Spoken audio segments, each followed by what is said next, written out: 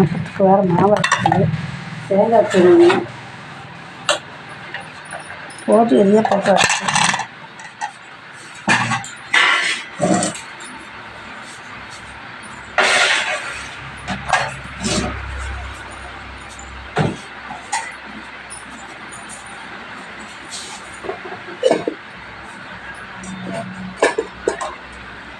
சீம்பால் காய்ச்சினோம் சாப்பிட்டான். அப்புறமேல் அவர் வேறு லைனுக்கு போய்க்கிறாங்க. வர 10-11 ஆகும். 10:30 மணிக்கு மேலே தேங்காய் பால் ஆட்டினா அவன் சாப்பிட தெரியாது. 2 பேர் சாப்பிட்டாம்மா. எதுக்காக வீட்டுக்காரு சீம்பால் இருக்குது வேணுமன்னாங்க. சில லிட்டர் கொடுங்கன்னு அப்புறம் பாப்பா எடுத்து வச்சுருந்தாங்க. எது வேணால் கிடைக்குங்க. இதெல்லாம் ஆசைப்பட்டால் கூட கிடைக்காது. சாப்பிட மாட்டேன். ஒரு தடவை இங்கே ஒரு விசேஷத்துக்கு போனப்போ அண்ணா வீட்டுக்கு கொண்டு வந்தாங்க. அவங்க மெஸ் வச்சுருக்காங்க. ஆர்டர் சொல்ல வந்தாங்க. அவங்க அண்ணா வீட்டுக்கு கொண்டு வந்தாங்க. அப்போ சாப்பிட்டு பாருன்னாங்க அண்ணியார். சாப்பிட்டேன். பழகிட்டேன்.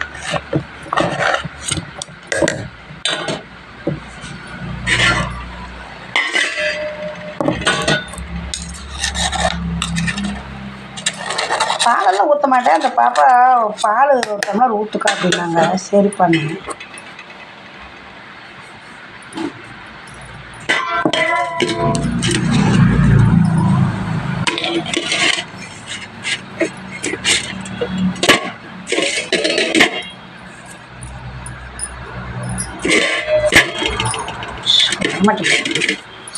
சுடுது.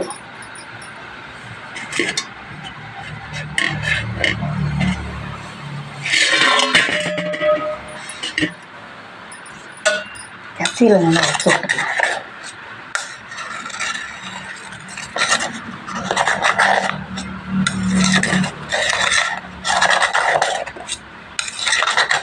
எங்கள் பாப்பாவுக்கெல்லாம் ரொம்ப பிடிக்கும். என் பேரனுங்க சாப்பிட மாட்டாங்க. எங்கள் பாப்பா பெரிய பொண்ணு சாப்பிடுவா. அவள் வரப்பெல்லாம் கிடைக்க மாட்டேங்குது.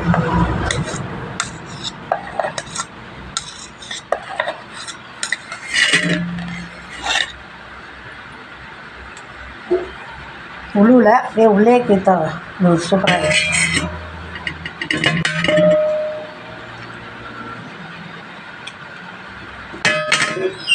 சூப்பர். 4 பேர் இருந்து நம்ம செஞ்சோம்னா எல்லாத்துக்கும் சரி மிச்சமாக அதெல்லாம் ஆளுங்க இருந்துச்சுன்னா சாப்பிடுவாங்க. நம்ம இருக்கிறது நம்ம பெரியவங்களும் நம்மளும் தான். அவள் எதுவுமே மலான்னு எதையுமே சாப்பிட்றதில்ல, விரும்புறதும் இல்லை. செஞ்சு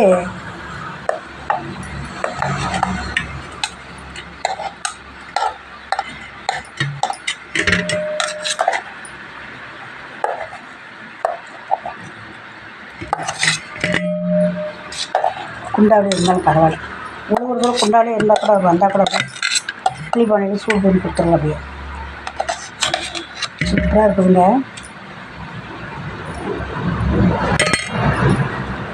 சக்கரை பத்திலியாட்டுருக்குது.